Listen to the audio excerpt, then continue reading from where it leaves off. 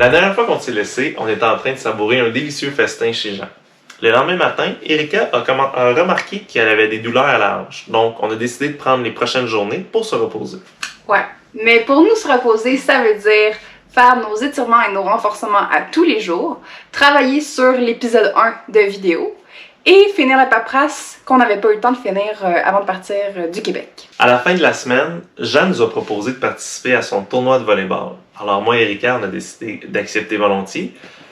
Toutefois, vu qu'Erika était en mode repos avec sa hanche, c'est moi qui suis un peu sacrifié pour participer au tournoi. Au début, je m'attendais à ce que le match j'aille 1, 2, maximum 3 matchs à jouer. Finalement, on a eu à jouer 6 matchs en grosse canicule à l'intérieur. Donc, oui, on a eu du plaisir, mais côté repos sportif, de mon côté, on y repassera. Clara et Andréane nous ont invités à aller à Saint-Jean-Pied-de-Port. Nous avons vraiment été impressionnés par le décor magnifique et les petites maisons qui longent le bord de la rivière. Cette ville est située à la frontière de l'Espagne et fait partie de l'itinéraire du chemin de Compostelle.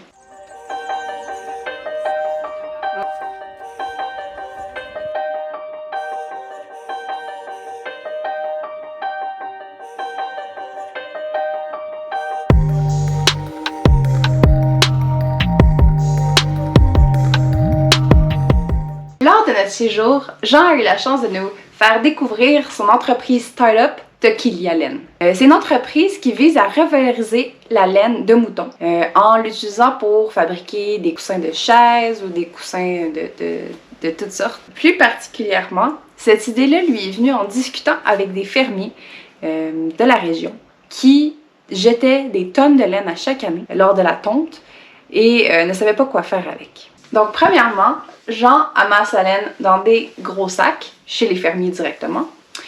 Ensuite, il envoie ces sacs de laine à un fournisseur qui va se charger de la nettoyer. Par la suite, il reçoit la laine et il peut la traiter dans sa machine afin de l'effilocher pour lui permettre de prendre du volume et faire un excellent rembourrage. Dernière étape, il conçoit ses produits avec la laine. On doit dire qu'on a été très fiers de Jean. Le deuxième objectif, c'est de faire en vélo le canal du Midi. Cet itinéraire-là est ressorti dans plusieurs des livres de vélo, donc on avait vraiment hâte d'essayer ce parcours-là. Le segment qu'on va faire va de Toulouse à Sète, qui va être un peu la connexion avec la mer Méditerranée. Mais pour faire le canal du Midi, il faut se rendre à Toulouse, parce que nous, on est dans les Pays-Bas, donc on est assez loin de Toulouse. Donc là où on était loin des grandes villes, donc il a fallu qu'on prenne 2 trains pour se rendre à Toulouse. La première gare qu'on devait se rendre, c'était à environ 30 km de chez Jean, avec plein de dénivelés dans plein de rues agricoles. Donc on était vraiment, c'est comme notre premier défi en disant, mon Dieu, est-ce que les routes vont être praticables? Est-ce qu'on va être capable de se rendre avant l'heure de départ? Donc ça a été vraiment notre premier gros défi. Étant donné que c'est la première fois qu'on prenait le train, on était quand même stressés parce que prendre un train avec des vélos chargés comme on est, ça peut quand même être un défi. On est arrivé 1 heure avant le départ du train. On a pris le temps d'aller parler avec le contrôleur qui était très très relax, qui nous a indiqué à quel endroit le train allait arrêter. Donc on s'est dit d'ici là, tout va bien, c'est parfait. Donc nous, notre stratégie, ça a été de tout défaire les sacoches, les dropper à terre et laisser nos vélos vides, tout nus. Le problème, c'est que quand le train est arrivé, le train est allé complètement à l'opposé de où nos bagages étaient situés. Donc, il a fallu qu'on court avec les bagages. Le contrôleur est venu, a pris des sacoches, a couru pour venir nous aider, m'a demandé au train d'arrêter avant de partir. Donc, la stratégie de tout défaire les sacoches à vélo, erreur monumentale. Mais on a quand même réussi à se rendre dans le train et on s'est rendu à bon port.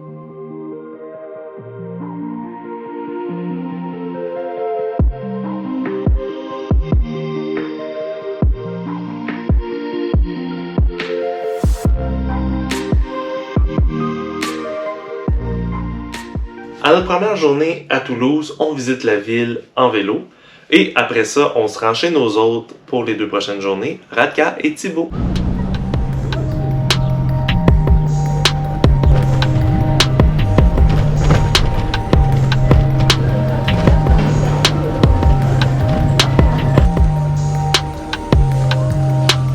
Bon, deuxième journée qu'on est à Toulouse, on a la chance de visiter la ville sans nos vélos.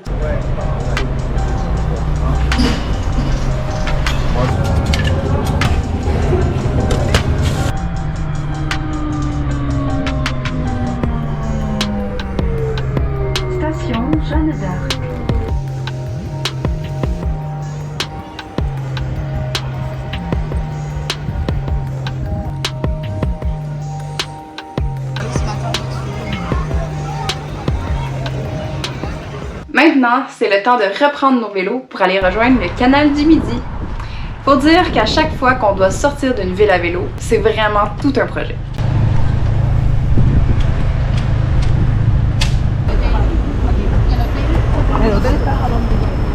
Alors les premiers kilomètres étaient vraiment incroyables. L'état de la route était parfaite. Ensuite, on avait les énormes platanes qui bordaient les deux côtés du canal. Donc on pouvait faire des kilomètres et des kilomètres sans se soucier du chemin. Dans le coin de Toulouse, on a des allergies fois 1000. On sait pas trop pourquoi.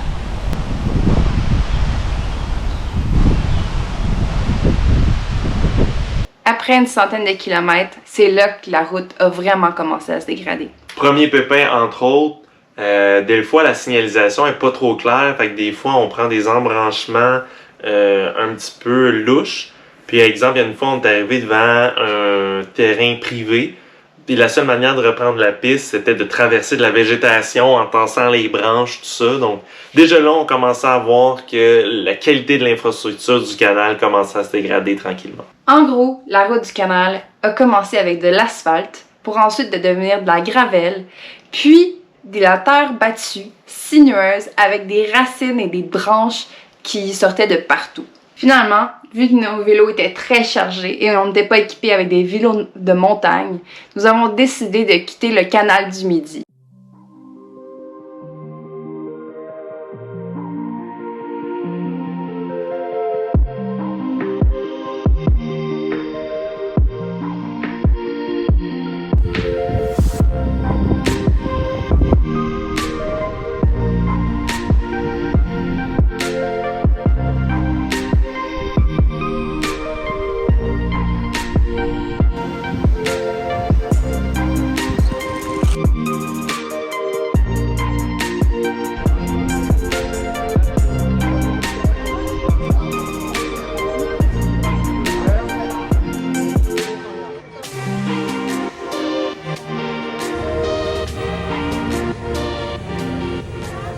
Sur les magnifiques routes et paysages, tranquillement pas vite, on avançait vers notre dernière destination qui était Sète.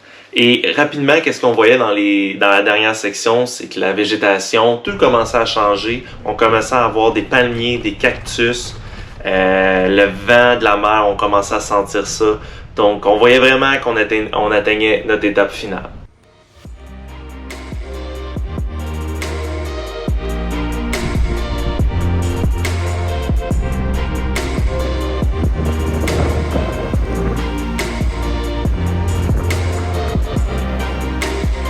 Notre deuxième objectif du voyage est atteint. Alors, encore une fois, on en profite pour avoir une petite journée de repos et après ça, on se dirige vers de nouvelles aventures. Et c'est tout pour aujourd'hui!